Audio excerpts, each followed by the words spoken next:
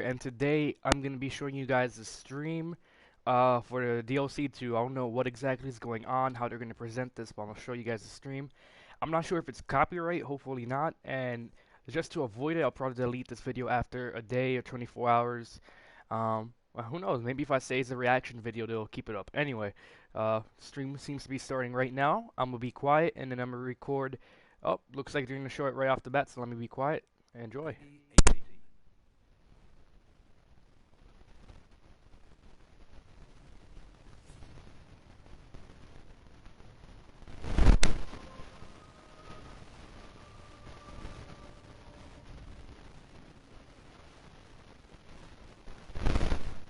Hello everyone, and welcome to Treyarch.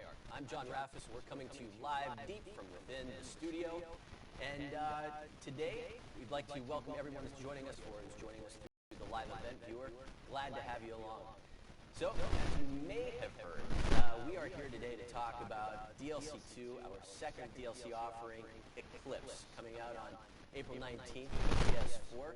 Got 4 new maps, a new zombies experience. A lot to offer. We've also got a little bit of news and special guests, maybe a surprise along the way. But first, we want to dig into everything that Eclipse has to offer, starting with the multiplayer maps. And to do that, I brought a couple friends with me. Miles Leslie, producer, Matt Scrantz, game designer. Gentlemen, welcome. Hello, John. Good to be here. All right, before we dive into all things multiplayer maps... Activision, don't take this down. I don't get paid for this. I just want to have this on my channel for safekeeping. Well, I produce the empty maps, and what that really means is I just help help people get across the finish line, help manage, get all the content together, and design and art and everything. So, herding cat. Got it. Matt, how about you? I am a part of that herd. Yeah. I work on our systems team, designer. I work very heavily on spawns, score streaks, game modes. Fix the spawns. All the gameplay stuff that deals with the maps and core movement. Core movement? Absolutely. Well, we're going to be coming back to that in a minute when we talk about some of these maps. Not the studio's first DLC rodeo. You know, we've done a couple DLCs you guys wanted to bring to the table for this go-round. We really wanted to challenge ourselves in how we can create new experiences for players in these maps. Give something new and push ourselves to also... Alright, this is a little bit, so I'll be right back. Engagement. So we really... Sorry about the, whole thing right here. Refigure out how to There we go. Call of Duty maps. Through that on the ship's map, it was hard fought, but we did it.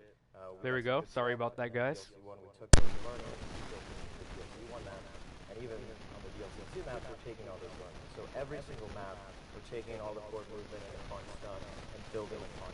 So this one was really about how can we push, challenge, and create some very interesting things across all the maps. Well, whenever you talk about creating those interesting experiences and how core movement factors into it, I think it probably is best for us to start out with the map called Verge, all right? And as I'm sure you'll explain, this is a reimagining. Where does it come from, and what are we offering this time around? So Verge is pretty awesome. It's like you said, a reimagining of Bonsai, which is a map from World War. Yep. And we were really excited to bring this back, and fans have been asking for this because it offers some of those challenges just built into the map. It has really high versatility from Bonsai with its bridge, this cave system. There's a lot of ways to flank around. But Verge, how we reimagined it and transformed it, is a desolate wasteland set in a post-apocalyptic future where these two warring nations... So it's a happy map. It's a very happy map. Yeah, okay, got it. So these two warring nations are fighting over the last good water source. And now what that really means is they wake up at 9 a.m. and they clock in, grab your weapon, go to the bridge, fight the other side at 5 p.m., okay, clock out, and go back to sleep, rinse and repeat. But it's got a very cool look. It's very, very different than other maps that we've ever done before visually. Well, whenever you talk about reimagining maps, Nuketown or Skyjack, talk to me a little bit about core movement. How does core movement factor into Verge? How did you take something that was, I mean, you think about World at War and the original setting of Bonsai. How did you look to translate that this time around? Bonsai from World War was one of my favorite maps from that game. And when we looked at that, looking back, it's got the bridge, like he said, so you've got the verticality there. In World at War, we didn't have thrust jump, so you couldn't really interact with the ground level and the bridge. We had elements of water on World at War. We had no swimming. Now we have thrust jump, swimming. So we look at that and we say, how can we kind of bring that up to Black Ops 3? Sure.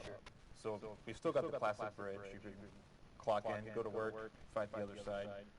But now with wall running, if you want to be clever, maybe you've got some advanced movement, you can wall run along both sides of the bridge.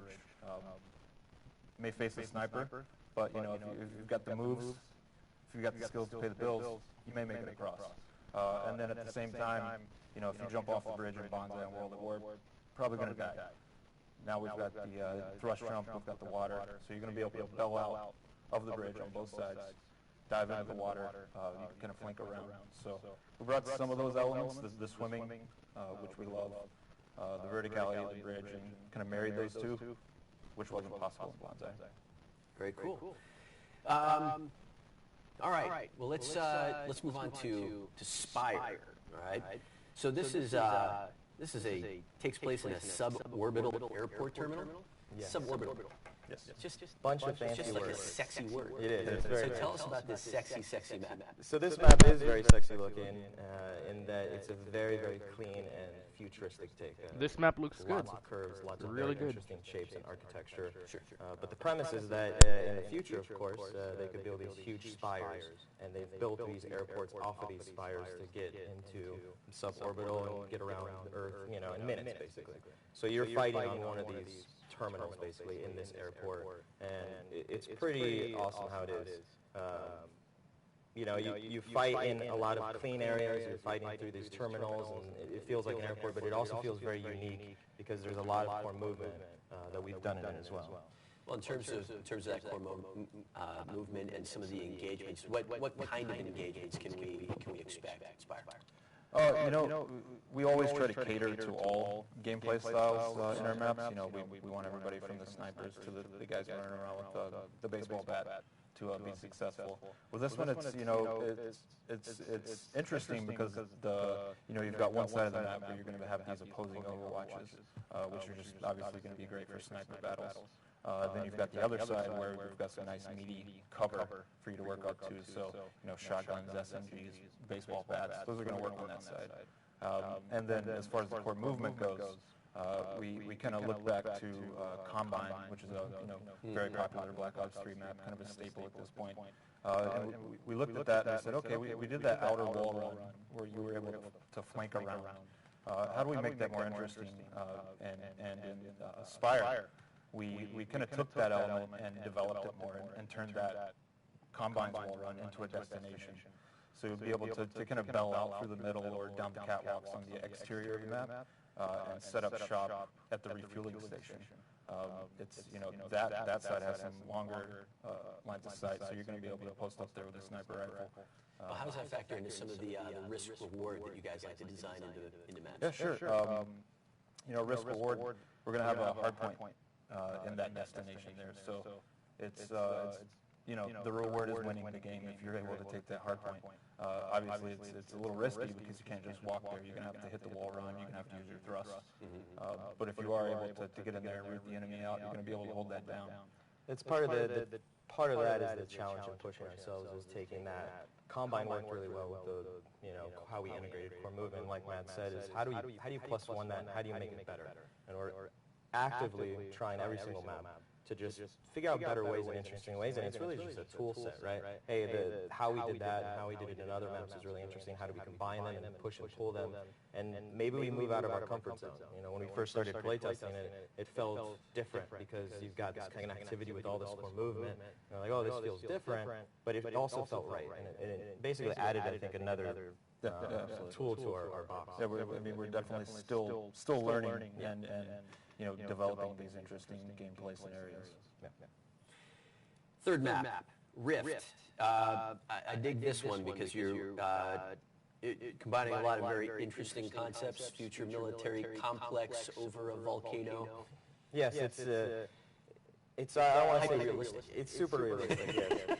But it's got a good contrast to the pack, and we've never done a map, you know, Black Ops that's like this. It is very, very militaristic, industrial. There's girders everywhere. It's dirty.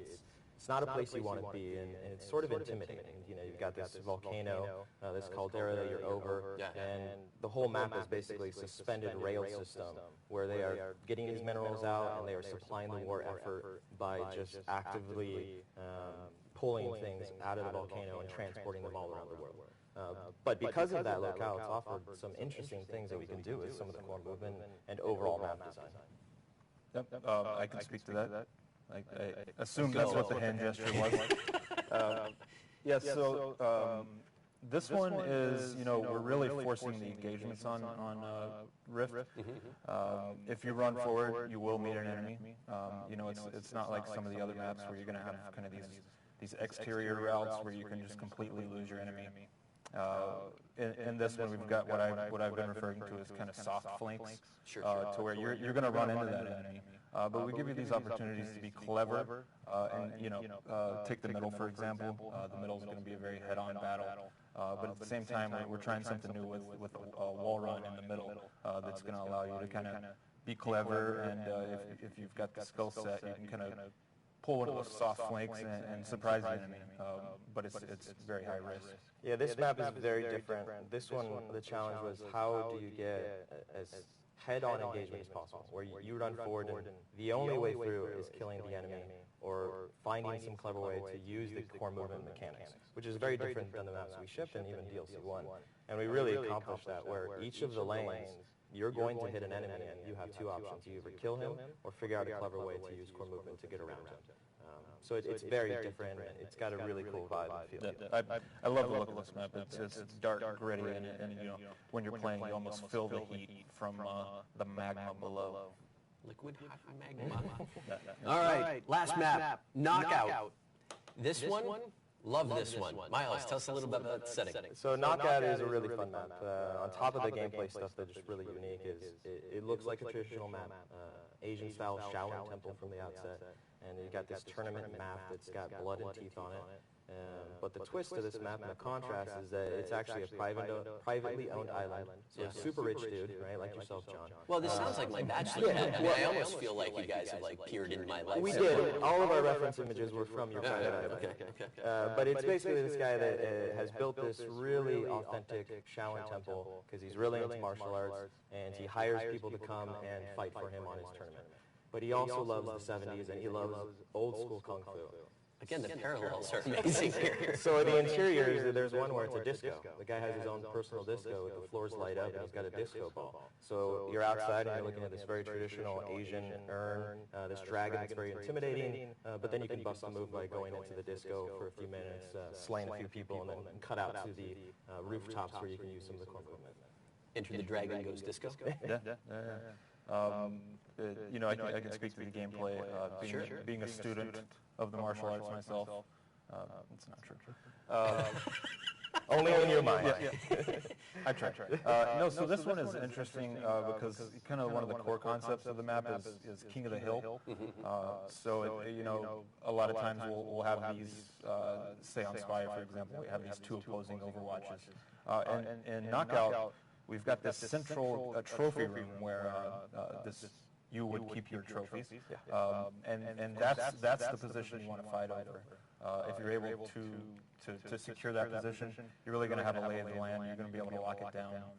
You know, you're going to have these exterior rear wall runs on the back side of this trophy room, and then we've got a nice balcony that kind of overwatches the center.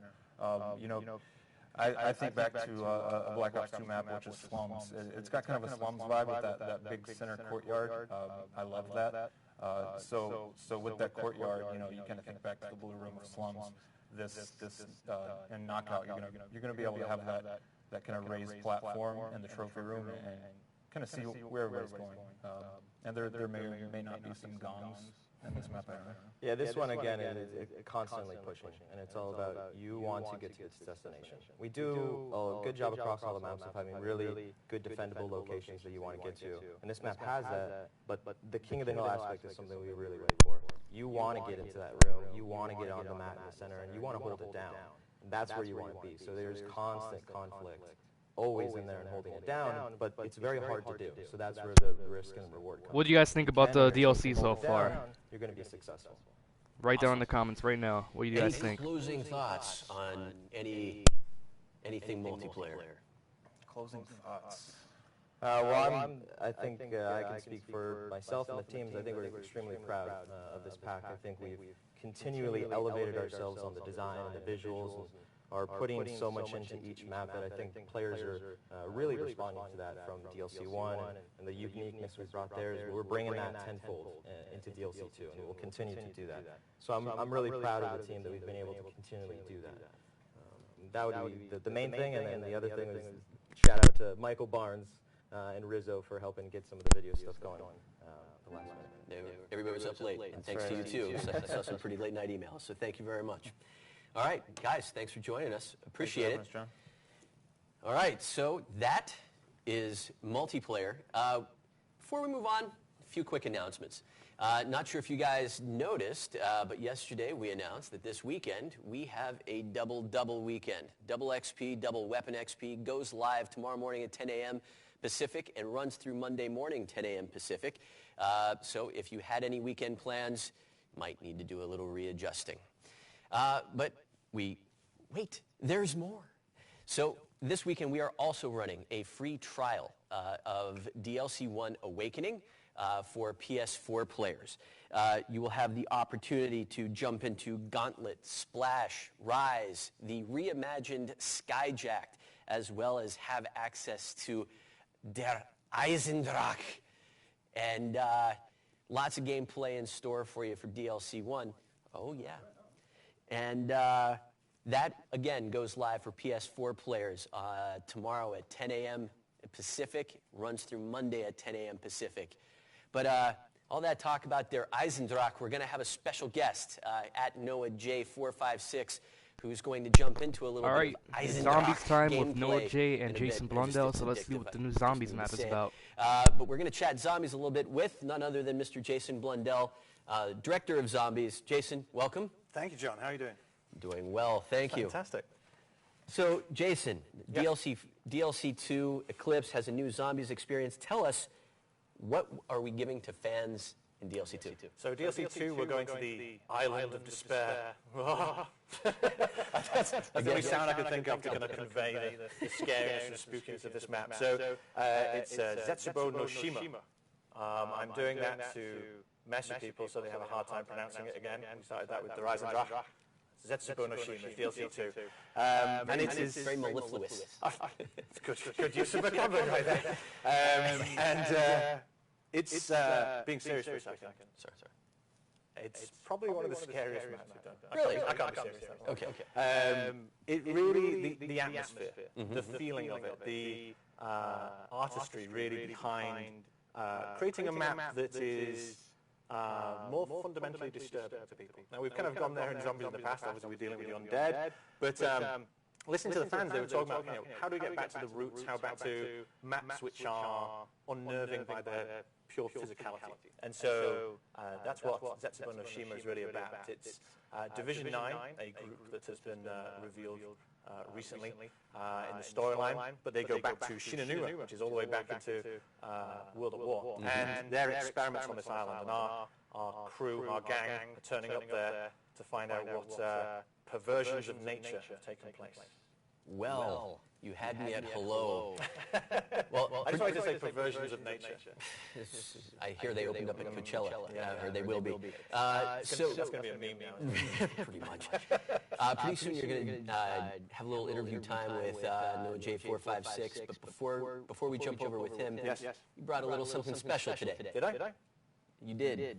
What? Yes. Oh, yes, We did. Yes. We're going to mix it up a bit. Rather than do the gameplay trailer, I brought a little special asset. I say bring, I mean we're drag, so I'll say it anyway. But we're going to show the intro cinematic to DLC 2. Say it isn't so. It is so. All right. Well, with that, the premiere of Zetsubo no Shima IGC. Enjoy.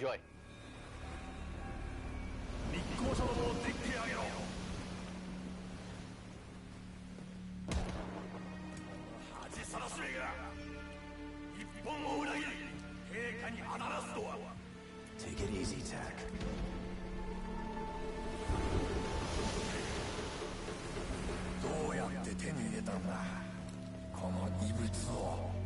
I'm sorry! I don't speak Japanese. The object in your hand? It's gonna bring you nothing but pain. Believe me, I know. I am an envoy of the Emperor himself. I am no traitor!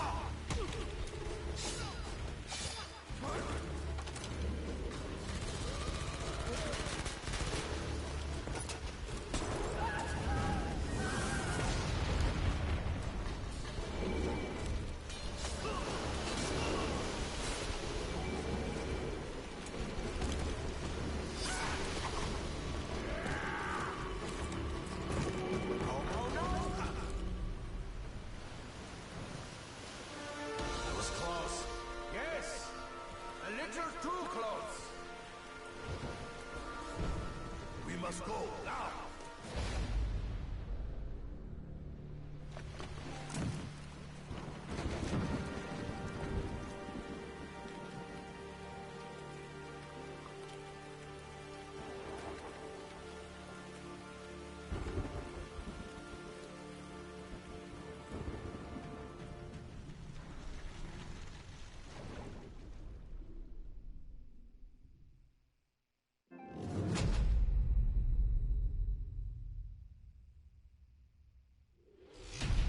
Season Pass now.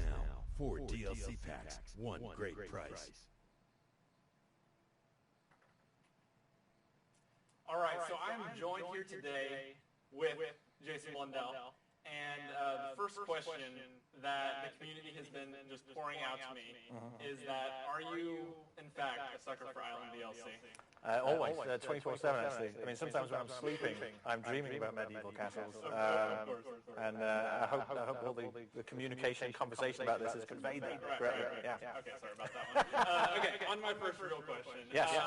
So, obviously, everyone just saw the cutscene for the first time ever. This is the intro cinematic to the new map. And the part that struck me the most out of it is that all of our characters seem to have the same importance on the summoning key that Richtofen does. And that's something that is a huge change from the cutscene that we saw right here with Dempsey, Dempsey going down, or Dempsey 1.0 going down. The characters now see it as almost as important artifact as Richtofen does. They seem to be following down this path again. So my question to you is, can we expect to see more and more of this trust in Richtofen? And does that play into kind of a theme moving forward with not only DLC2 but the rest of the DLCs? I tell you, you guys give Richtofen a really hard time. I'm not for unwarranted purposes. Yeah, it's true, people change, things change, But I think that natural suspicion in the community is what the gang's going through as well, the team's going through, right? He's been the harbinger of evil and doom for so long that I think, and death and destruction. I think that although he's saying that he is on a path, and they're seeing that now with Dempsey, and we're going into DLC2. I think they're also wary of him, right? Because the rug has been pulled out in the past. So, I think the summoning key is kind of important, and how they see it, and an understanding of what they're trying to do is kind of coming in, and we're going to see more of that in the map. But the summoning key is an integral part.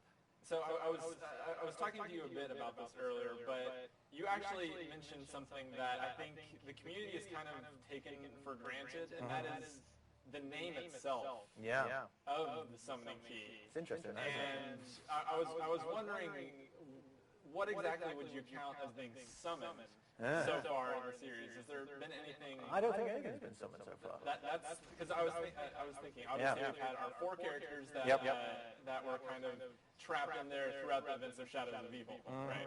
Well, it's you finish Shadows of Evil, and you've obviously got the Shadow Man in there, and you've just got Dempsey in there. But I think I don't think we've explored the kind of mythical ramifications of its title. and it's obviously something that ties into a little bit of the shirt you're wearing here. That it seems to have a Apothicon background. This thing. Yeah. So I was wondering if you wanted to talk a little bit about what it is you're wearing and. No. Okay. So we've done hints in the past talking about it. There was even kind of questions of, does this mean anything at all? It does, and I'm wearing it. Luckily, it's cropped off probably just before my gut starts. So, very, very small. I need you then to kind of. It's there, right? I was wondering if I could stare at my body. No. It's there, right? Yeah.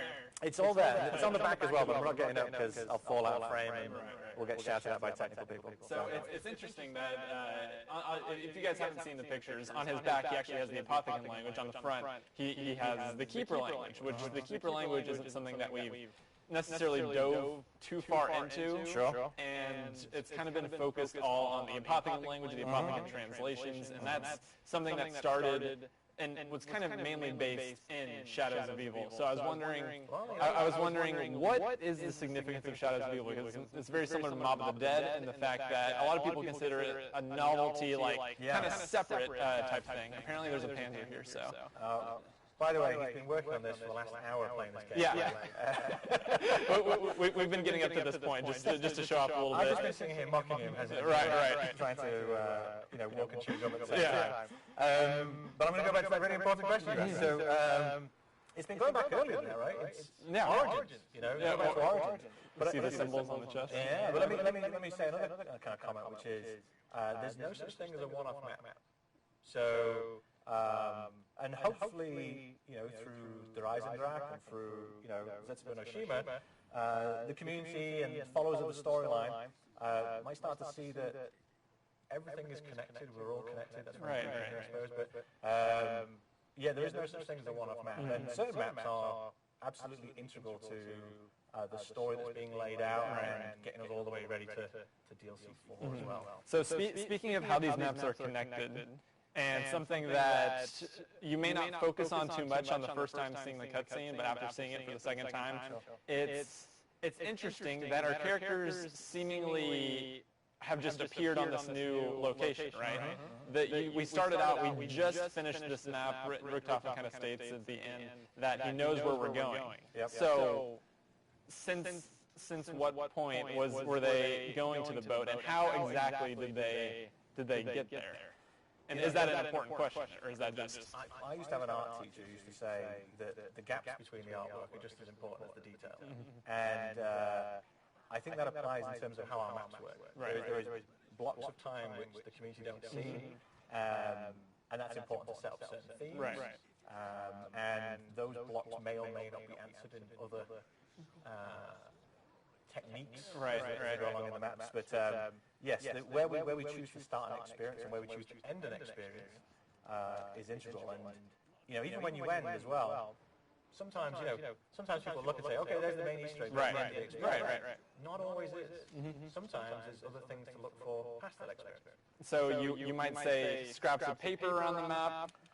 It can sometimes go more overt than that. Just maybe some themes, because I was talking about this a little bit earlier, and you kind of gave me a obviously very cryptic answer here. But one thing that I noticed in this map in particular, and Der Eisen, which I'm not even going to try the last part of that, and something that people kind of like took as kind of an aesthetic aspect. It looks cool, but things like this right here, where we see, if you guys don't notice, that is the same exact truck that appears in Shadows of Evil, and a lot of this stuff actually appears like this around the map. And I was wondering if you had any thoughts maybe on the bleeding of universes that we seem to be getting here. I have lots of thoughts about that. Would you care to share any? So we're talking about multiverses. Right. We're talking about the fracturing of time. And there's a lot of things that at first glance may seem like game conventions or game conceits, which we spent a long time working into our narrative, and actually the narrative then informing those conceits as well. It works the opposite way around as well. But definitely with the split universe, multiverses, a gang traveling around, use of teleporters and so forth. All these kind of aspects are shaping the maps and shaping the world. You can't really think of it as in a single kind of contiguous way. That's kind of half the complication. So what we'll have is kind of sometimes very simple ideas, but then are wrapped in kind of complexity. But once you kind of get those simple premises, lots of things then kind of spell themselves out. So will we be getting a few things spelled out in DLC2? Absolutely. I mean, so our goal will be, to keep on presenting now, like a magician, right? We want to put the things in front of you, and so you're looking at that nice sparkly thing. Well, we're hiding the rabbit problem in the background. So that's the trick. So we're kind of putting things in front of the players, so they can focus on and talk about it, and they're integral. But also, you might not be looking just past that object to see the other glaringly obvious things. So what we know so far, we got a little kind of intro into the map, and it seems to me at least that Takio is going to be kind of the focus of this map. Obviously, for the last one, we had Dempsey kind of taking place, and that was his kind of quest here. So I was wondering, what kind of themes is Takio going to bring in when he faces his 1.0 version? What a great question. That's not going to get the one that will not be answered. Of course. I would. One thing that we're continuously doing with this DLC season is, and has been building upon great foundations in the past, is adding more dimension to our characters. What started off being quite two-dimensional in a way, more stereotypical of their nature, and so forth, exploring the emotion, exploring the connection between those characters, and then you've got characters in this kind of fantastical world with this fantastical set of events happening. How do they come to terms with it? And some of these things which are like, this is key to that character, how do you challenge that? How do you look at it? And how does the rest of the team respond to that? Because they unwittingly all came together. So it's a growth of friendship and trust and mistrust. All that stuff is kind of playing on. Also on top of each person having to confront very taxing or trying things based in their own personality. Like killing another dimensional version of yourself.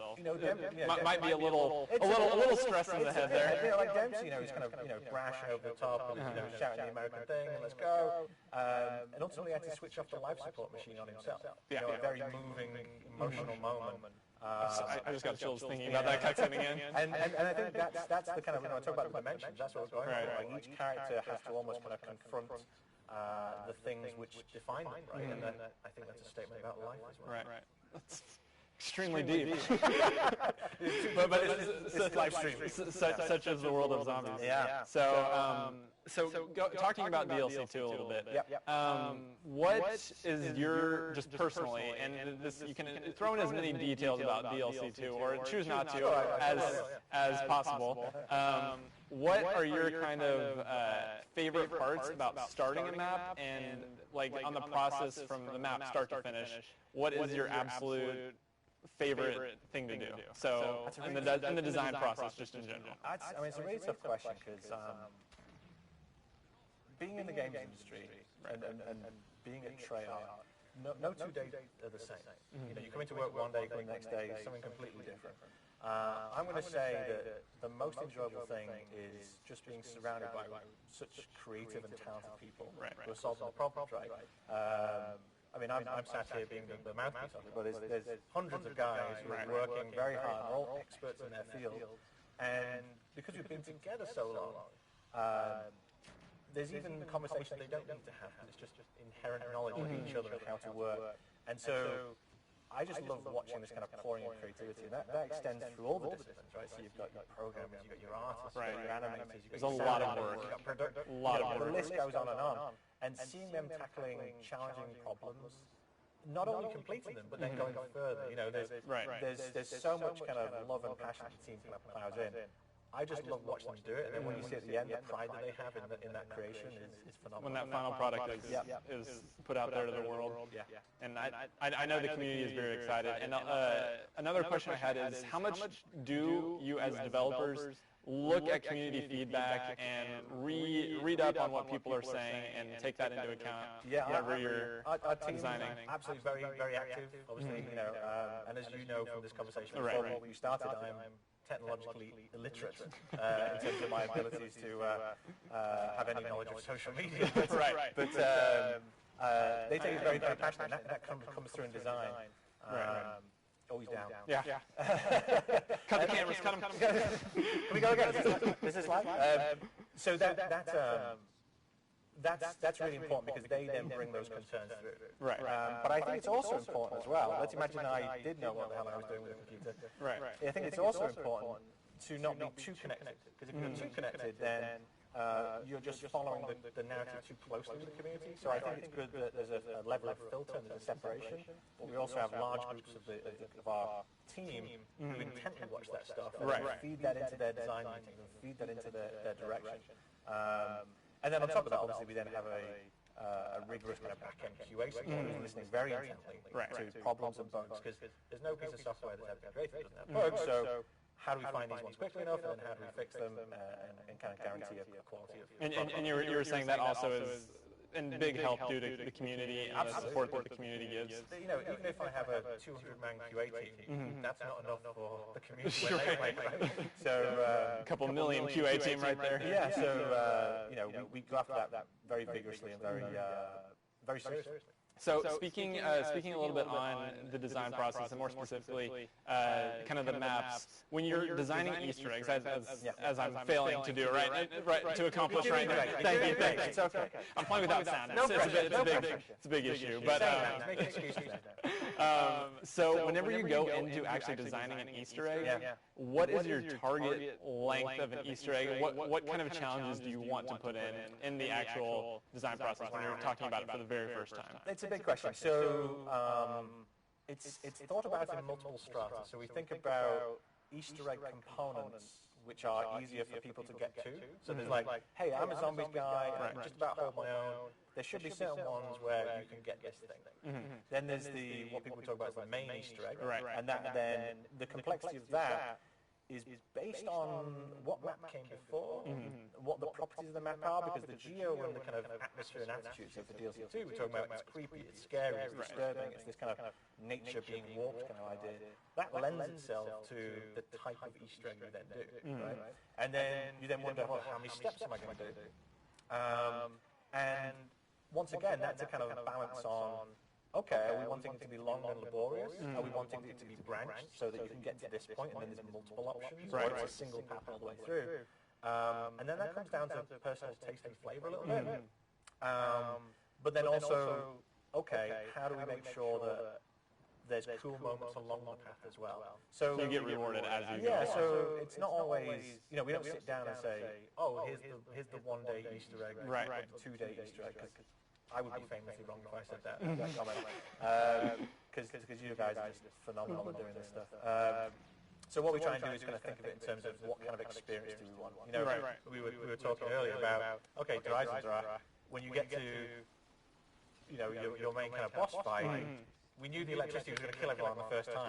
But, we were like, okay. Which I experienced firsthand. We're like, exactly. And it was like, excellent, that's going to be the moment. It's going to be teased, because then everyone has to reset and then talk about it. And then get to it again. And, it's, once you know it, you can, you can sidestep. But that was a very conscious choice to say, okay, they've got this far, let's tease them and show the visual, and then they're going to have to move away and think about it again. So we'll take those things into account rather than how many days. That makes sense. So speaking of just this map in particular, just something that I've kind of mentioned before and I wanted to quickly ask you about is what this little guy's doing up here. I was wondering if you... Looks like he's eating seeds. And the fact that you can just quickly, Well, that's not very nice on wildlife there. It's not. But then again, we're going to have to... I can't condone that. You can't condone that. So what you're saying is we should not, for whatever reason, shoot the bird. There's no reason that you might possibly, at some point, want to shoot the bird. I just said, that's a bit mean. Right. Interesting. So, kind of speaking on what we're doing in game here again. So the boss fight mechanic. It started in Shadows of Evil, and obviously the giant was kind of bringing back the entire Duries feel. So it started in Shadows of Evil. And kind of the first boss fight that we experienced was in the same room with the Shadow Man and taking him down, which was an awesome experience and one that we haven't really had. We've kind of had hints at it before. But whenever this finally came back as its entire thing, and then you brought it back again in Der Eisen with the even bigger boss fight, I was wondering if you plan on keeping that kind of theme going and that kind of system for... Yeah, we're going to have to do a really big boss. So like a whole map that you're fighting on the boss. Right. Yeah, we really like that idea and that mechanic. It's, you know, as you say, it's new and we're kind of playing with it. Right. Again, it's really about what kind of suits and fits the map. It's going to sound really arty when we say this, but you're trying to control an emotional journey, and a boss fight and the boss mechanics are about. It's a way to punctuate a journey. Emotionally. It's that final moment. Yeah, you know, and then sometimes it can be the setup, right? I want you to feel stressed, and then I want you to then relax and keep on going, and then I want to give you something else, right? So, we're fans of it. We enjoy it, and if it has a place there, then we put it in. Right. Interesting. All right. So myself, I don't know if I want to try this again without sound. We were kind of playing beforehand, and I was trying to get the plunger. You're trying to get the plunger without sound and without hearing. We're going to try this one more time, and then we're going to go into the boss fight itself. But I just wanted to ask, in terms of DLC2, what kind of themes, and I know it's going to be a very spooky map that a lot of people have been asking for a long time. And I'm going to not even get a chance. All right, we're going to the boss fight. What kind of themes and ideas can we kind of expect within our characters and the development between our characters? Well, I mean, they've all gone through the experience of Rise and Draft, right? So they're all now seeing the beginnings of Richtoven's plan, understanding a certain kind of consequence of stuff. But I think you've also got to kind of come to terms with the, like we were talking about before, right? The emotional journey of what you're actually doing, right? There's doing the thing that you're supposed to do, and then there's the emotional journey of, yes, but I'm doing this thing. And you're still having to go through what the right thing is to do. Yeah, you know, Richtoven's always been like, his intellect has almost prevented his humanity at times. And I think, hopefully, if you guys believe in him, if you can just reach out your hearts to help him. Which has worked out so well in the past for us. He is trying to put his humanity in front of his intellect. You know, this is the right thing to do. If only you guys would give him a chance. We will debate very, very much on whether or not we will. But so another question. I can grab these in just a second after I. Doing well. Talking, playing, the whole shebang comes with the job description. So while I'm doing this part right here, I had a couple of community questions that I wanted to ask. One of which is, you have those. I'm waiting on you for those. Is one question from Omar was asking, what are the Mob of the Dead files doing on Richtofen? What is his deal with the files there? Can I stare longingly into the camera at this moment? Zoom. Hello from the other side. Next question. Next question. Okay, we have another one. If I don't go down here. Good question. That asked, will we be? Ryan loved the throwback that we got with Dr. Groff, and he was wondering if there would be anything else kind of similar to that we might possibly be getting in some of the future DLCs. Yeah, I mean, I'll go back to my previous statement, which is there's no such thing as a one-off map, and there's no such thing as here's new canon. You know, there is this part of the story, but as a whole, it's considered as a whole. And so, yes, I would expect that kind of stuff. Okay, quite a lot of it. Very nice. And then we have Amongst Zombies says, you mentioned kind of before the Shadows of Evil map came out, before we had even touched Black Ops 3 Zombies, that there would be Why is no one watching this? Included that none of us will find. It's not going to be solvable. You don't have any faith in us for that aspect. Has that Easter egg been found? It has not. It has not. So there's still something in Shadows of Evil in which it would be too simple for me to say it's in Shadows of Evil, but I would say there is an Easter egg. There is not been found. There's actually lots. Right. But the one there's a significant one. The one I was specifically talking about has not. Interesting. Okay. Let me go ahead and get through the final stage here. Wow, you're doing well. I'm really trying. This will be so embarrassing if I manage to go down here. This is fantastic. I don't know why I doubted you. I doubted you before. Right. I doubted you before this. All right, I think we might have got it, possibly. You got it? And then I had another question here. Kind of lost my train of thought a little bit. Well, we're fine. We've done this with no perks before. So another question that you may or may not be able to respond to is, are you a fan of spiders? I love spiders. Seemingly maybe of the zombies variety. I love spiders. I love all of the creatures from Mother Right, Nature. right. Yeah. And could we expect to see in DLC2 kind of some of these themes and aspects coming in from? I think what we're going to see is what happens when bad people play with the fundamentals of nature. That's interesting. That's interesting.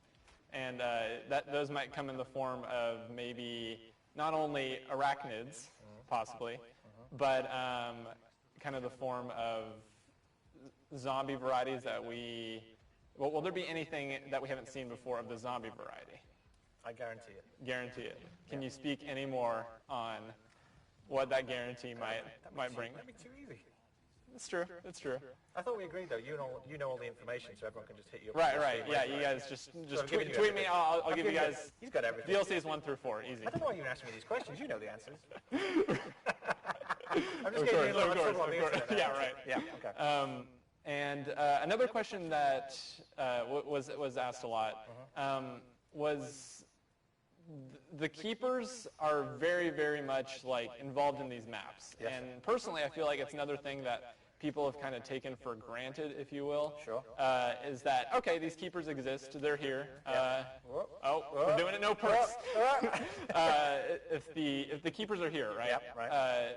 And whatever reason they are here for is yet to be shown. Can we expect to see them kind of a reoccurring theme throughout the DLC season? I think that's the thing about keepers, right? You never know. You never know what they might do. Yeah. And those crazy keeper guys. And not only that is the fact that in Origins we got through scraps of paper a picture of our characters, not only with the caption "Primus," which is a very interesting term in itself, and we also received this picture of them garbed in keeper clothing. Okay. Which I was wondering if you could speak any on that.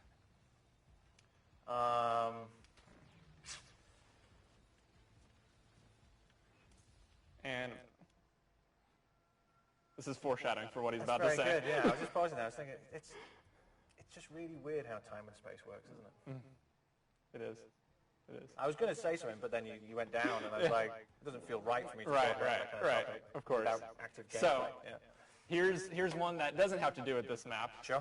The number one question I was asked is, yes, is the Shadows of Evil Wonder Weapon upgradable?